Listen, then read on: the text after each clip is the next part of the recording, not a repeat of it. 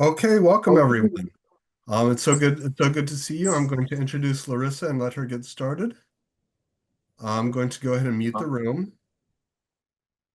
and unmute Larissa. Everyone can take advantage of the chat. Let me read Larissa's bio real quick. Larissa, whom you all probably know, well, many of you know, is the original English language translator of the avant-garde opera Victory Over the Sun, the author of 6 poetry collections and 2 novels, and the editor of the Writing Resilience Anthology. All right, will you take it away, please?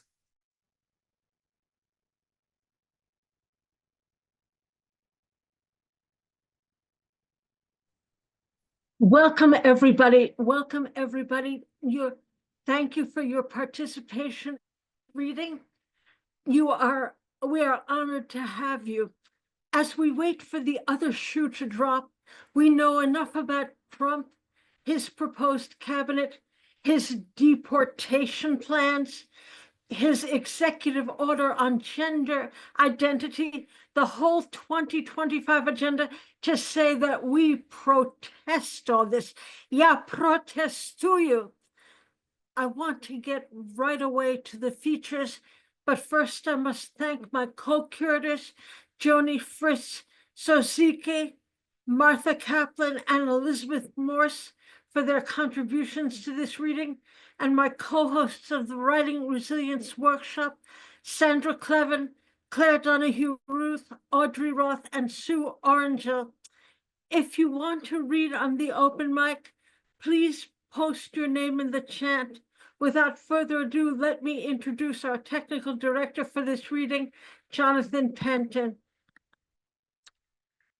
Jonathan Penton is the editor of the online literary magazine Unlikely Stories and the technical director of the New Orleans Poetry Festival, and he will be the technical director for this reading. Jonathan, take it away. Thank you so much, Larissa. I have been working on a series of ekphrastic poems based on sculptures in the New Orleans Sculpture Garden. These are not overtly Trump-related, but I picked 2 that I believe the political content is clear. This first one is based on Audrey Flack's Civitas. I fear my beauty is fading. It's hard for you or me to tell, surrounded by this most lush foliage, positioned as I am between the mages and the mothers. But I'm starting to feel a bit acidized. My patina seems slightly corrupt. I know my crystal has been snatched from where I once held it over my head, a symbol, but not the source, of my pride. We can live without it, but I think it's worse than that. Though my locks are still radiant, my tiara still a beacon of whatever it is you say I represent. I am immune to inconvenience. The pawing of children, the selfies and farts of tourists don't affect me in the slightest. Honestly, I don't know what could reduce me, but I tell you, something surely is. This is based on Elizabeth Frank's Riase Warriors 1, 2, 3, and 4. Excuse me. We were found in the sea, far away from where we went under. We were never meant to be found. We could not approve. But history goes on, and this is not the worst thing that's happened to us. You admire us now. Fine, why not? We fled from you and your likeness. We went down in your histories. But in the imagination of our brothers, we flew up, up, up. You would excavate us back to someplace tangible. You are cruel, but this is not the worst cruelty we've seen. You say you love our imperfections.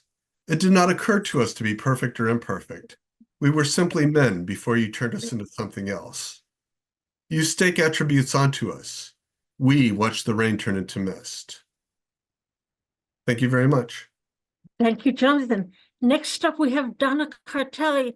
Her poetry and collages have appeared in literary magazines, and she has 1 poetry collection, Black Mayonnaise. Take it away, Donna. Is that Descartes, Larissa? That's Descartes. Okay, I'm unmuting her. Hi, everyone. I have two pieces I'm going to read. The first is recent, and unfortunately, you can't see the visual, which is a picture of my uterus having been taken out. So it's an aphrastic. Ode to my 60-year-old uterus.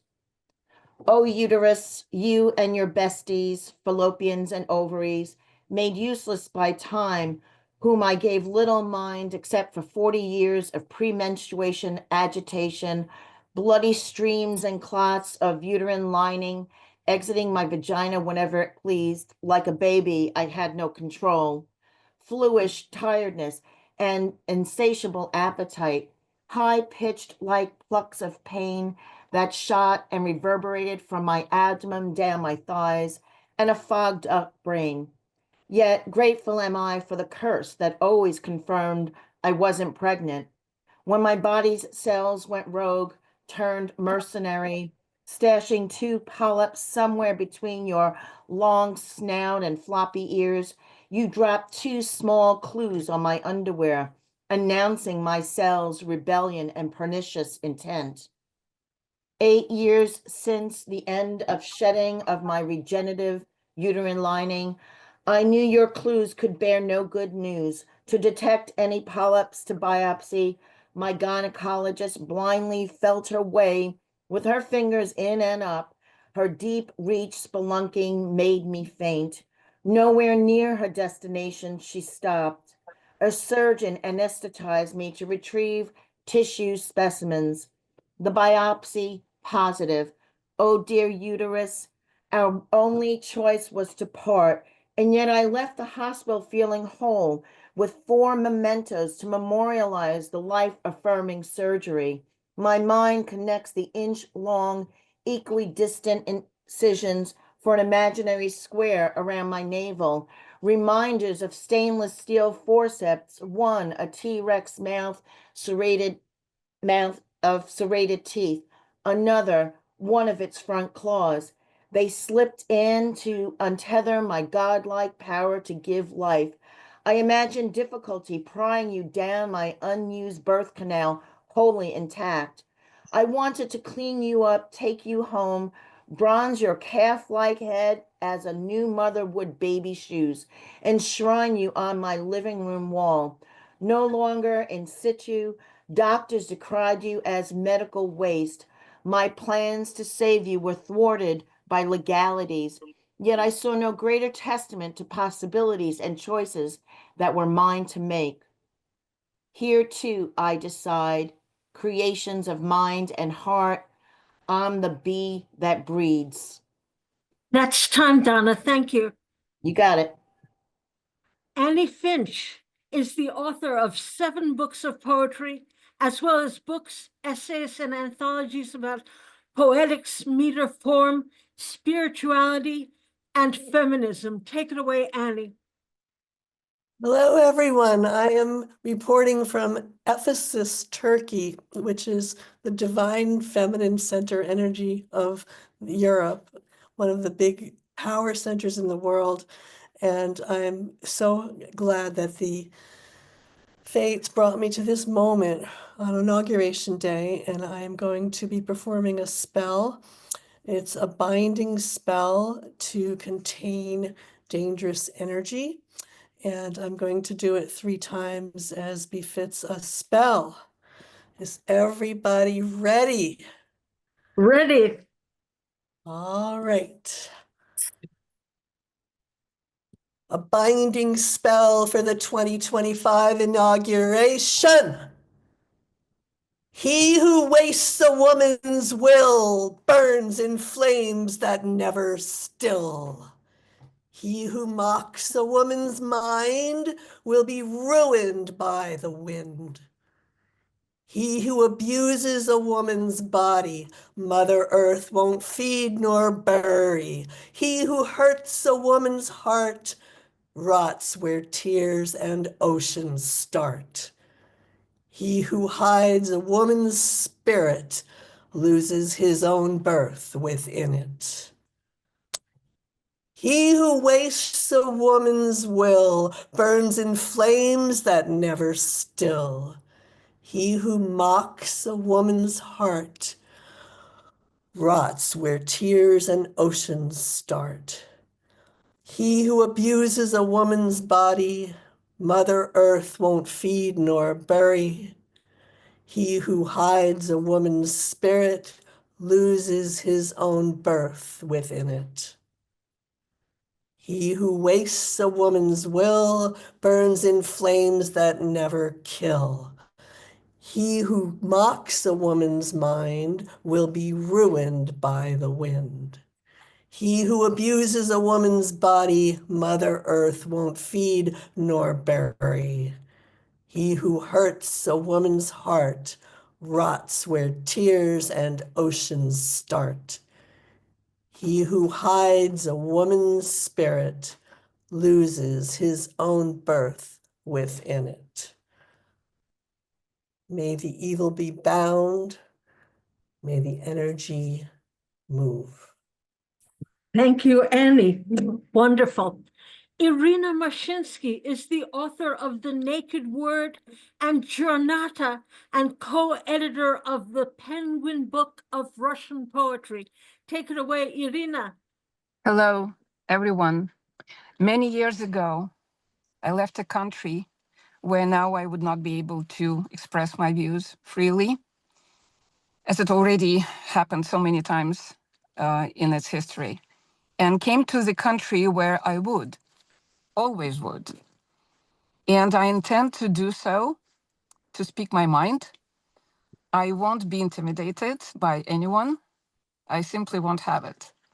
That's why I'm here in America, and that's why I'm here today with you. An attempt to explain. At dawn, they hang a sky like a worn-out, wrinkled screen.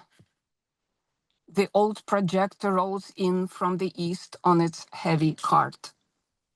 And I walk through the tall grass of Russian syllables, where colons and commas are abundant in June and syntax is vague on ladybug's wings. I would settle nowhere else. Wouldn't settle for less. Trust me, nothing would ever suffice. But how do I explain how I dread the expression on my motherland's face? Thank you. Over. Margaret Roska is Professor Emeritus of English Literature from UW-Milwaukee at Waukesha, former Wisconsin Poet Laureate, and the inaugural Artist Scholar in Residence at UWN Waukesha Field Station. She has published 6 books recently.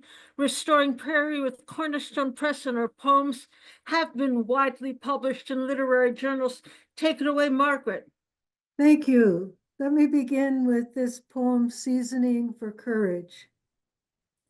Taste bile churning up into your throat? That's the bitter moment before courage. Courage itself has a wild, fresh air taste, something like the soft gray-green of sage, like cold air warming up for a snowfall, like oolong tea brewed with artesian water, perhaps slightly overbrewed. Before the taste, the sound of ice melting above the tree line, of wind shifting, carrying songs of courage from coast to coast. And the poem I'd like to leave you with is called Left, written for this occasion. Left, what is left? What does the word mean? Left is an abandonment, a departure, as in left a warm bed, as in when your love departs for a new love. But no, I refuse to leave us in this land of negativity, because that's not all that's left. There's left as a direction, as in turn left at the corner, There's left as remainder, what is still there, as in a winter coat left on the back of a dining room chair, or as in leftovers. Sometimes chicken soup that's left actually tastes better the second day. And that brings us to where we want to go, to the positive. Left as positive. We have ideas left. We have time left. We have energy left. We have truth and respect for truth left. We have values left. We have a left left. We are that left. And we are left growing here, growing stronger. Thank you. Poet, essayist, fiction writer, playwright, art critic, translator, educator, and activist, Serbian-born Nina Zivanchevich published 30 books of her own work and 15 books of translation. She lives and works in Paris. She will be accompanied by Kurufia Ancora. And please keep to your 3 minutes, everybody.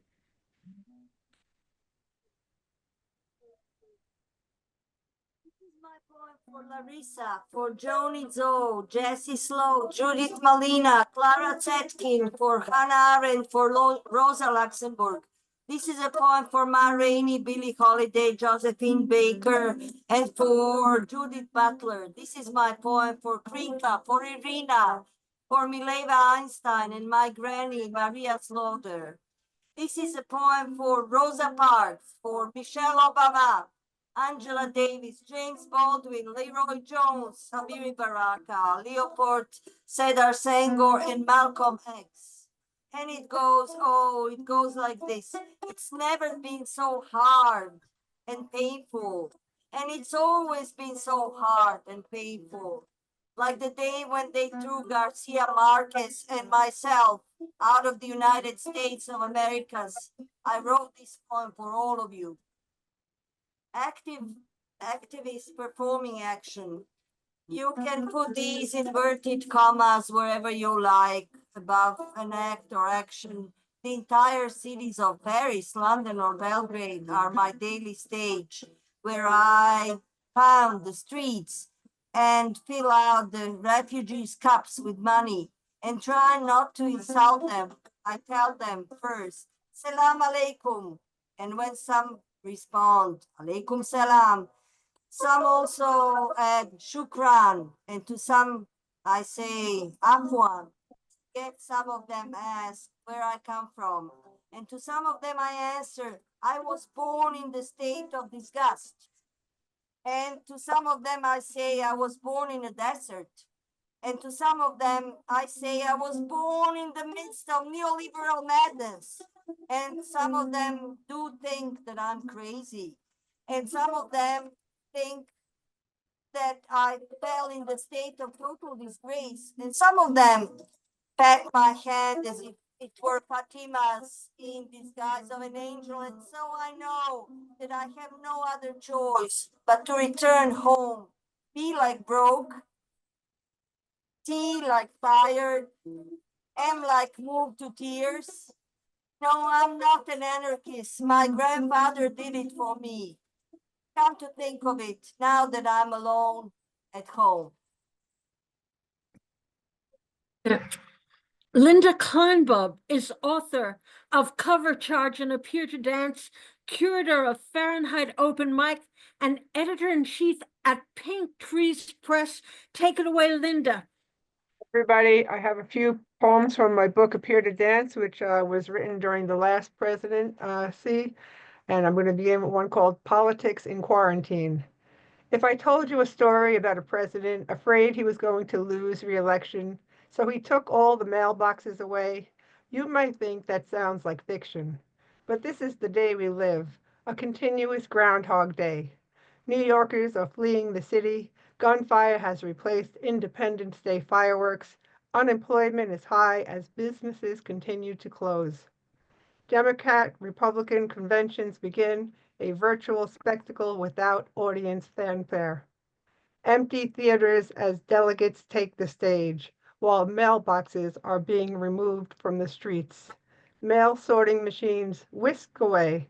Our president tries to stop the mail to prevent all voters' tallies. This one is called January 6, 2021. Refusing to accept he lost the election, the president calls to arms his supporters. Evangelical Christians, white supremacists, the Proud Boys, the Oath Keepers, they storm the Capitol with guns, pepper spray, and baseball bats.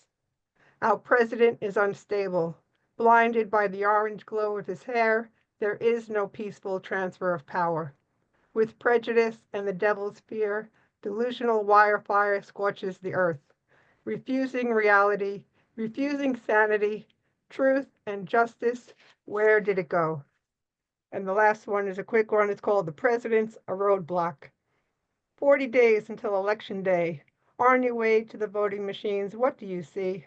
Hunger lines, unemployment lines, people wearing masks, our children shuffle through bureaucratic educational stumbling blocks.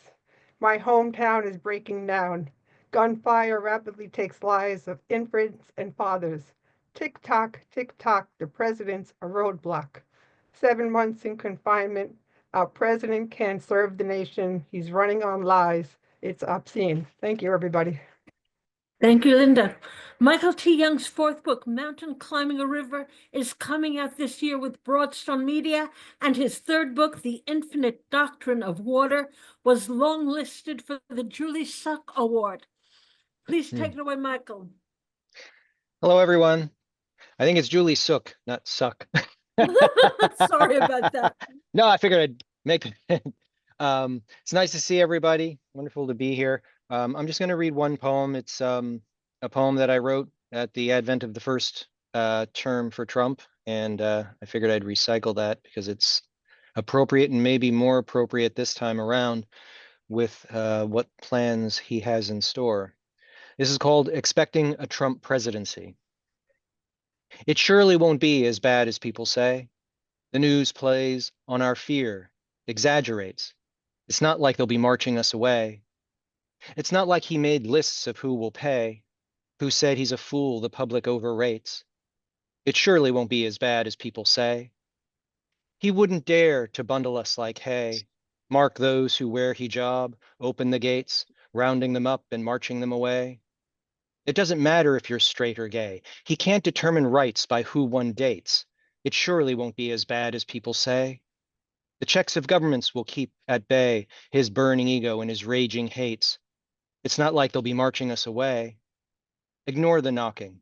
It's just another day. Don't be afraid of how he celebrates. It surely won't be as bad as people say. It's not like they'll be marching us away. Thank you. Thank you. Swapan Basu is chairman of Rhyming Poets International for 20 years. Take it away, Swapan.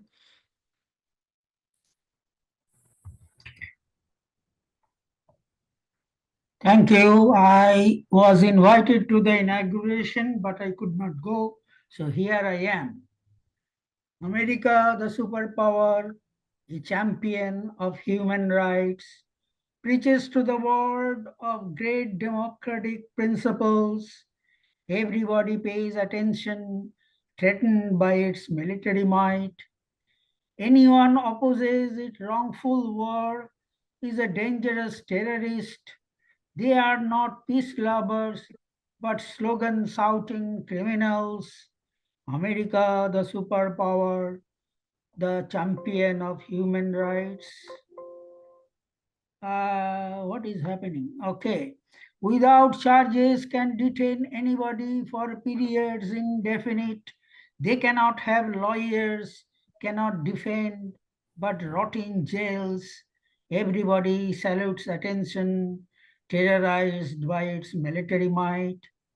A labor leader was imprisoned for asking for pension benefit. CEOs play golf, steal millions, but slaves get no medicals. America, the superpower, a campaigner of human rights. A woman got raped, but then the state forced her to give birth. An unwanted child raised with hatred becomes an antisocial. Everybody draws attention, trembling by its military might.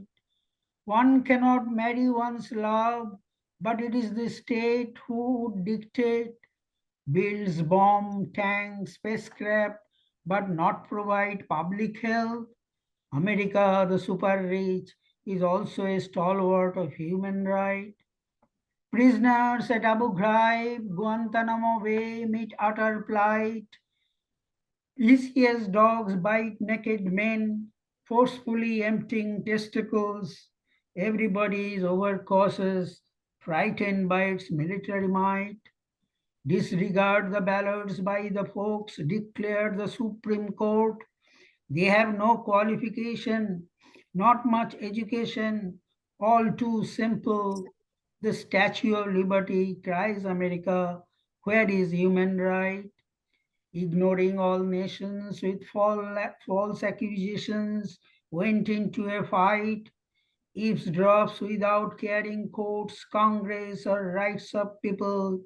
Everybody pays attention, too scared of its military might.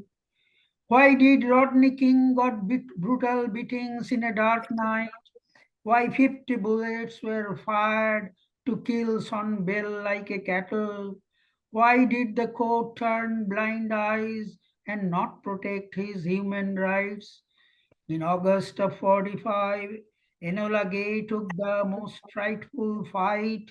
Hiroshima, Nagasaki vaporized, a genocide with no example.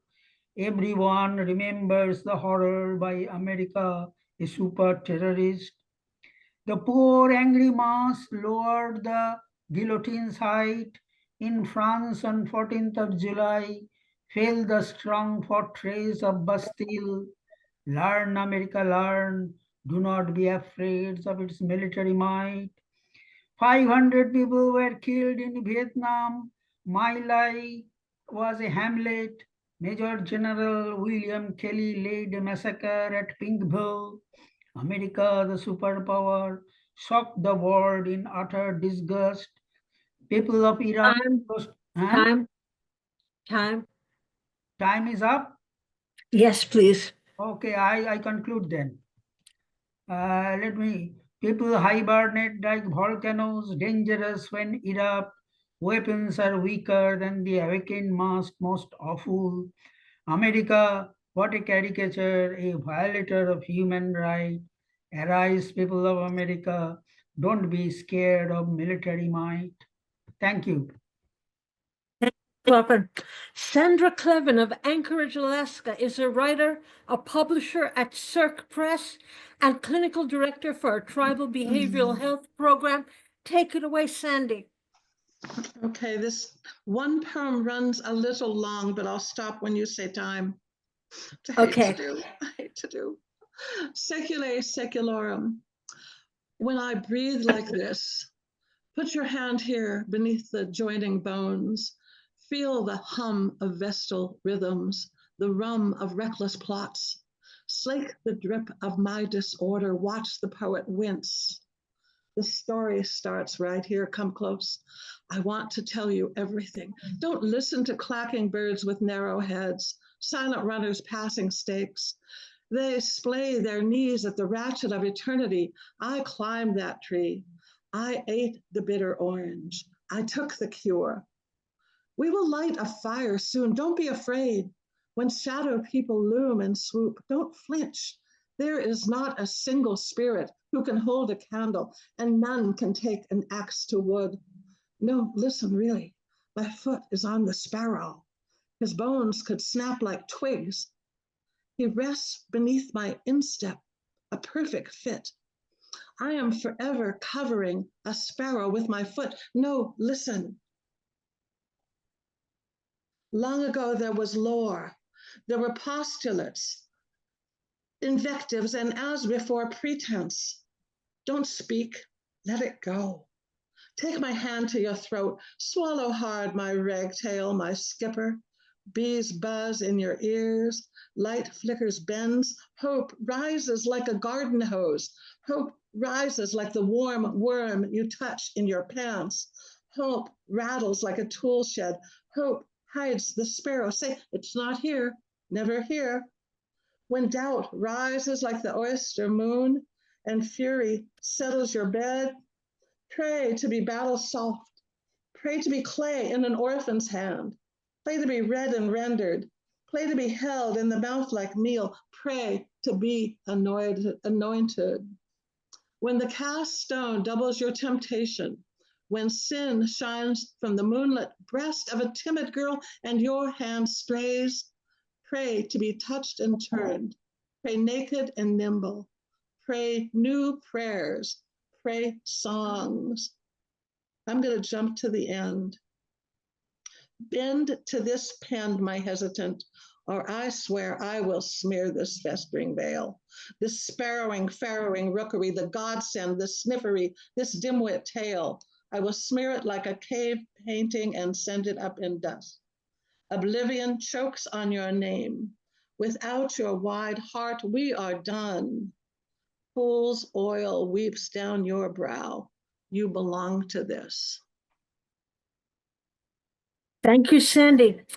Elizabeth B. Morse's new poetry collection, Unreasonable Weather, will be published by Kelsey Books this year, and she is incoming poetry editor of Big City List. Take it away, Elizabeth. Thank you, Larissa.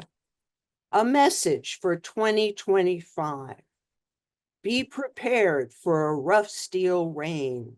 Strong hands will build a shelter containing my living room with its rocking chair and thick carpeting. Reinforced windows will protect against armed reinforcement. Strong hands will collect gentle words like the exquisite gems they are. Be prepared for a conflagration of paper. Think of the library at Alexandria. Listen to the 9 muses of the arts, champions of this ancient archive. Pay attention as they whisper love and encouragement. Strong hands will preserve as many books as they can. Be prepared for hideous words like the stench of rotten meat. Language will be turned upside down. Do not speak it, but know that others will. Be curious about what you see and read. Hold on to what you really think. Keep writing to the constellations. Be prepared for soft voices at gatherings. It won't be that bad, the host reassures. You want to believe just for the moment, but doubt claims you on the way. Through the next tornado in Brooklyn, your shelter awaits, up the stairs and into your living room, safe with cats. Be prepared for receding shorelines. Dark waves heave and toss in wild weather. Is there still time? There is a little, shown by the climate clock in Union Square. Will protesters actually be shot this time? The news speaks the promise, believed. Strong hands cannot stop the hurricanes. Be prepared for unpredictable events. The future is just not foreseeable. We guess based only on what we know. The new year will have happy moments that strong hands can grasp, as well as the terror of typhoons. But the oracle at Delphi breathes vapors and sings the future in language we cannot know or imagine now. Just be prepared. Be as ready as you can.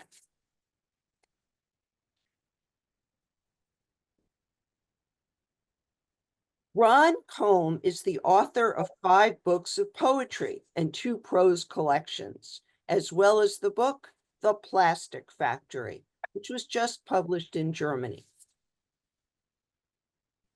Thank you, Elizabeth. Happy New Year, everyone. Fight to defend democracy. We are on the edge of a very dangerous precipice, and violent gangs of homegrown fascists, aided by a very unsupreme court, are doing their best to push us off the cliff and into the dark waters raging below. When you peer over the edge, you can see the wannabe dictator Trump doggy paddling around, hoping we'll all fall in so he can devour us. We must get together and build a more beautiful country, fight global warming, and create life-affirming art. Frankenstein. I saw the Living Theater perform Frankenstein in Philadelphia many years ago. The cast members climbed up a series of platforms until they formed the body of the monster. The only thing I knew about Trump back then was that his casinos sucked. I had no idea I was watching the perfect metaphor for what he would later become. And I'll end with this one. Make love, not war. Knowing that one can love and perhaps be loved in return, it seems a miracle to me that men still fly over mountains to kill. Thank you and have a great year, everyone. Please be safe.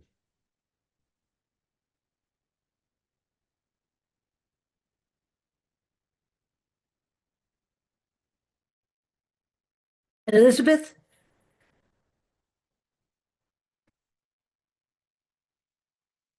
Patricia Carrigan hosts Brownstone Poets and is the editor-in-chief of its annual anthology and is the editor of Sense and Sensibility Haiku Journal. Take it away, Patricia. Hi. One poem, Glass Roses, inspired by J.G. Ballard's The Garden of Time. You can't wake up and smell the roses when they've turned to glass. Petals too showy, too insular, too inanimate to feel and understand the world outside your garden walls. You, like those fake petals, strut your sculptured bod in gaudy plumage of deceased birds, wear diamonds faceted in blood and the silent screams of those who work to survive, not to live. Clothes studded in crystals scream, "Look at me," while another family moves to tent city. You admire an expensive bag crafted from ice, while the children of Gaza gather rainwater to drink. Your extravagance wears designer rose glasses and earbuds, not seeing or hearing the approaching mob, the working poor who fight to keep a ceiling over their heads, stretch shrinking dollars at supermarkets and elsewhere. And American healthcare won't care if they get sick. Raising the living wage still won't cut it when political parties make Pinocchio promises before changing hands after Election Day. You smile and pluck another rose, but life is not a TikTok moment because not all influences are about self-absorbance. You can't stymie time when time must move forward. Your garden is dying faster than ever. You don't see that Gaia is crying while being engulfed in flames. We're waking up and taking to the streets, not accepting your Hunger Games attitude, the brutality to quash our voices, the building of New Gilead, the genocide of certain people by governmental decree. Soon you'll become calcified statues destined to overlook your destroyed garden, the crumbled walls of your fortress while holding a broken glass of your once beautiful rose. Stay strong, everybody. Thank you, Patricia. Joni Fritz Zozika's work is in the New Guard, American Theater, Lightwood, Maintenant, and Le Vieux Littéraire. She acted for 30 years with the Living Theater, co-directs Dada New York, and hosts a poetry series in New York City. Take it away, Joni. Afternoon, comrades. This is Chiswapan Basu. This is called As It Approaches. 1. Think fast, like your brain's on fire. Think deep. while you still can think. Think strong. Don't let yourself go limp. Think right. Don't give up your soul. Think tight. Focus on the exit sign. Think high. The sky is yours, Daedalus. Think light. Think and rise above. 2. It isn't over yet. We don't know what's coming. There's an iron dome slipping over city walls. I fear I won't be able to breathe anymore. Sealed in, no exit, stuck in a quagmire that's agonizing to endure. Where are we now? Where are we now? What can we do? Disregarding the bullying jerks who strangle life. Life won't stand for it. Buoyancy is hard to pull off when all the signs point downward. But don't be fooled. We'll arrive on the opposite side of the mountain when the bowl overflows. We're a somersault species. Our mission is to survive. We've not been here before, not in this sweet and sour soup seasoned with decades of lies. Truth is out in our faces. The old colonial guard is risen from the deep, dark ground. That's why we must insist on clear thought as we struggle to stay above the murk, keep our secular minds and bodies free, keep on dreaming to stay alive. Okay, I'm going to switch modes here now and become the introductress. Give me a moment to bring up my notes. Okay. I'm so excited to present these wonderful poets and artists, and to be here with all of you poets and artists and meeting some of you for the first time. Oh my God, this is just amazing. So, from the East-West Coast, Ziggy Lowenberg is going to present a video. Co-leader of jazz poetry ensemble Upsurge, Ziggy Lowenberg hosts an intimate evening with the town crier. Her poetry is published in Lightwood Press and in the video series, Poetry of Protest and Struggle. Visit her at youtube.com/ZiggyLo. Thank you, Joni. No, that's not what I want. Okay. I'm going to screen share if I can click on the right one. There we go. Thank you.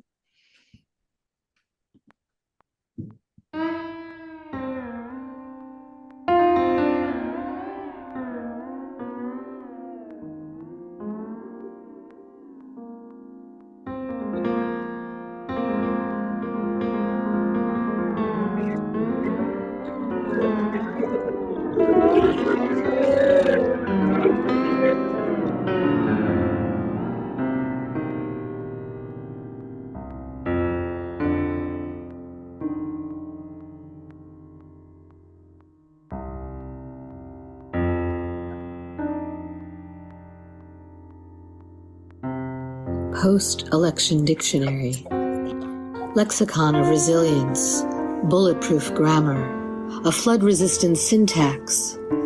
Slanted sunlight starts early afternoon now. I am breathless.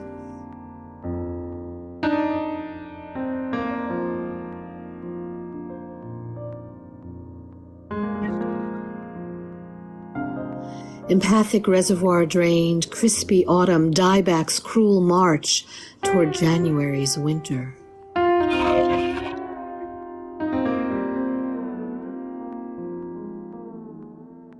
Squint hard.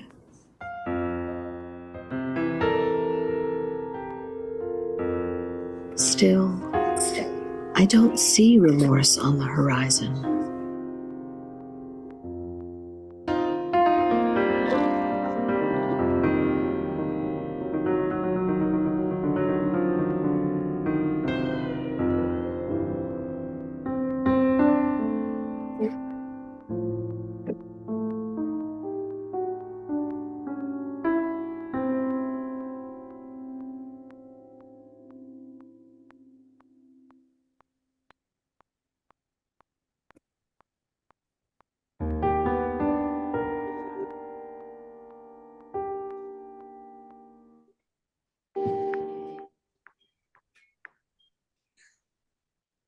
My dear friend, Zadie Goenberg, thank you so much.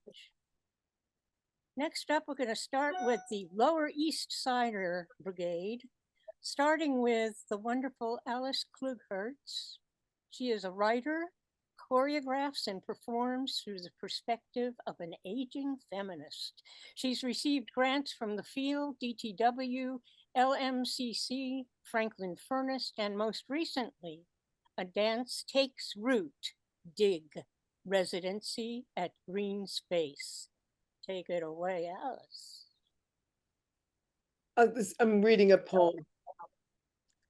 Lost in the waves. The waves move out, swallow the flashlight whole. A cat toy, a cup, a book, and a note with a number of a friend. The ink soaked off, the friend unreachable. My hands search the wetness, not a single missing thing felt or seen. Wet, black, thick bottom, goo between my feet. The undertow drags things out of my memory, hidden in seaweed, swimming away from being caught. I spend hours looking through the waves, soaked with guilt. The important things missing or floating away from my reach. The waves knock me off my feet, hands flailing, knocking into dishes, forks, boxes, and hats. I drag myself onto the sandbar with the cats. Then I hold my breath and dive under the bed, coming up slowly so as not to get the bends, encountering shark-like memories and turtles that bite. But nothing that I have lost. Till the waves recede, the undertow reverses, offering one gone thing that I scold for having lost itself and for not wearing a life preserver. The cats, damp and cranky, beg for treats. The tide will come back, returning the chaos, moving the dust, hiding the tiny things I need, and the large objects in front of me that I still can't find.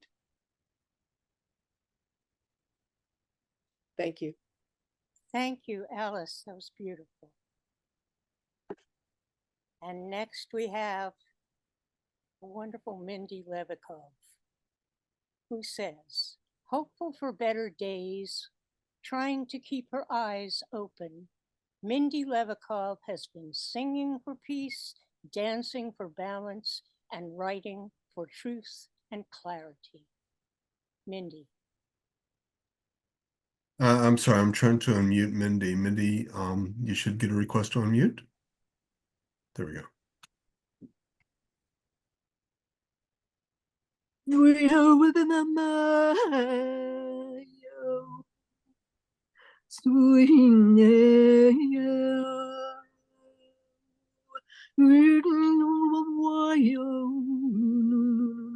know your rights, say nothing. Discord in the crowd, the shabby walls I wear, America. The holes, the haves, the have-nots, the fear. To tremble off is not a chosen path. I don't see and only hear the crash of thunder, dividing into splinters and unbridled and apart, tripping into place, confusion's company, running, rushing, without notice, without locus, without key. and then to place a toe becomes a giant stride and waits for ages, eons for another. Step to take a chance, and chance a step is brave. But face a wall and call it mine, not working. Keep moving on another way becomes a choice. An open heart, a lark becomes a voice. An open heart, a lark becomes a voice. A lark becomes a voice. A lark becomes a voice. A lark becomes a voice. Know your rights, say nothing.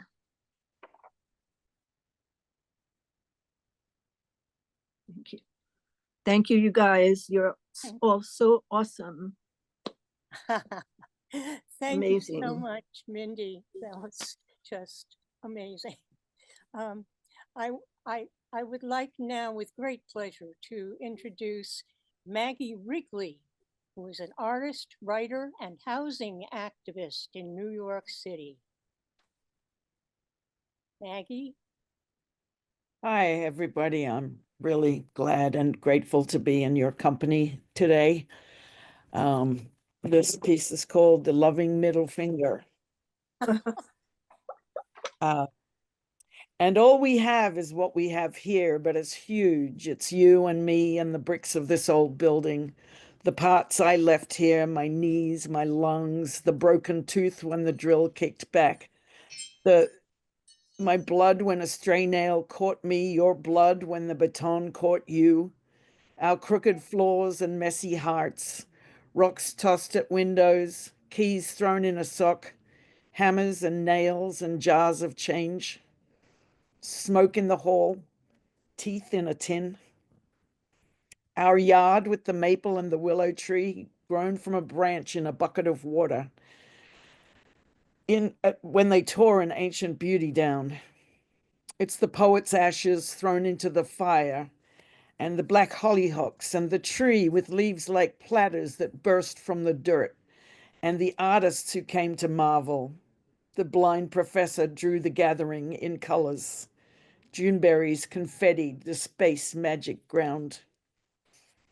The ghost of Pinheiro wanders the yard, eats mac and cheese, and curses us. It's the roses and vines in the old people's garden, grown out of rubble, burned wrecks of cars and homes and hurt. Salsa and merengue in hip-hop streets, speakers in windows, bass beats driving by, and the waft of barbecues down by the river. It's the music, the accents, the new Nuyorican, new Bengali, New York voices, finding a way to talk, to gesture and wave the loving middle finger. Fuck you, you fuck. And see you tomorrow. It's the shopkeeper sneaking tea in your bag, a gift from his mountains of Assam to Lower East Side mornings. Dominican stew in the legend of slugs, jazz deep in the mortar of the red brick walls. 3rd Street hums Ayla and Shep and Sun Ra, echoes Farris and Cannon and Bimbo in mirrors. Ghosts dance and drum, daubed with paint, reflected in horns. And now Matthew, the Shep, with the beautiful hands, walks through them, talks to them, plays cosmic blues for them, piano sutras for us all. Thanks, everybody. Well, thank you so much, Maggie. And now I'd like to introduce probably my best friend in the world, actor, director, musician, and writer. Robert Heger is co-director with Joni H.F. Sozika of Dada, New York, a member of the Living Theater, and has been involved with the Pandemic Poetry Project for 2 years. Robert / Bobby. Okay, thank you. We're living in a time of great cruelty, and I have two short pieces that I believe address this question. First is Let in the Light. The waning weeks of foreboding drag on. The year takes its last lingering piss. The earth begins its next trip around the sun. Millions watch the glorified disco ball drop. Cannot let in the gloom, cannot let in the gloom, cannot let in the gloom. Can't let it get me. Can't allow hatred to beget fear, fear to beget anger, anger to beget violence, violence to beget more violence. It depends on me. It depends on you. This is not ego, this is necessity. All around darkness, all around darkness, I desire the light. I abhor the fight. Let in the light, give up the fight. Let in the light, give up the fight. And now, kindness. Kindness is not a skill to develop. Kindness is not the pheromones of angels. Kindness is not a reward for those who merit it. Kindness is not a fervent aspiration. Kindness is, kindness is, kindness is, kindness is a state of being, natural outgrowth of our human essence, not mysterious, alien, reserved for the saintly. Dog eat dog, eye for an eye, tooth for a tooth, no pain, no gain. We humans, how we toil at denying our own nature, how we spoil the essence of who we are, and for what? Realism? Just how real is the world we've conceived? Nightmare born of cynicism, nightmare born of fear, nightmare born of despair, en route to no one knows where.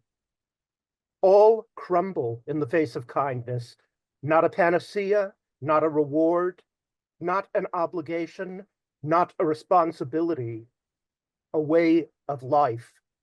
Thank you. Thank you, Bobby. Next, I'm going to introduce Christopher Hirschman Brandt, a longtime friend and ally. Christopher Hirschman Brandt is a writer and social activist. Poems, essays, and translations have been published in Spain, France, and Mexico, as well as in the US. Chris? Thank you, Joni. Since we are about to be governed by people who, I am afraid, will come after us for resisting, we need to strengthen our resistance. So here are 3 short poems dedicated to resistors. Dennis Brutus, 1924 to 2009. He was one. He was one who stood up. He was arrested. He ran. He was shot in the back while attempting to escape. His world was a prison, and then a prison became his world. They threw him out of it, and he returned and returned. He did not escape. He was one who stood up. He was one who said, never again, not even to them who did it to me, and changed the world. A resistor from a much earlier time. In the year 1730, Marie Durand, Huguenot, was imprisoned in the Tour Constance in Aigues-Mortes, where she was held for 38 years. Her father, Etienne, was arrested and imprisoned 14 years, released when he was 92 to die. Brother Pierre, well-known preacher, was hanged at Montpellier 2 years after her arrest. When Marie was released in 1768, she left behind only a stone on which she had carved, with knitting needles, a single word: resist. and a short one, a kind of a blessing, I guess. Art and evil. The moment of art is the moment when the child working in the fields hears birdsong and says, beautiful. And the spirit of creation is born. The moment of evil is the moment when the overseer whips the child for loitering to listen to the birds. And the spirit of resistance is born. Thank you. Thank you so much, Chris.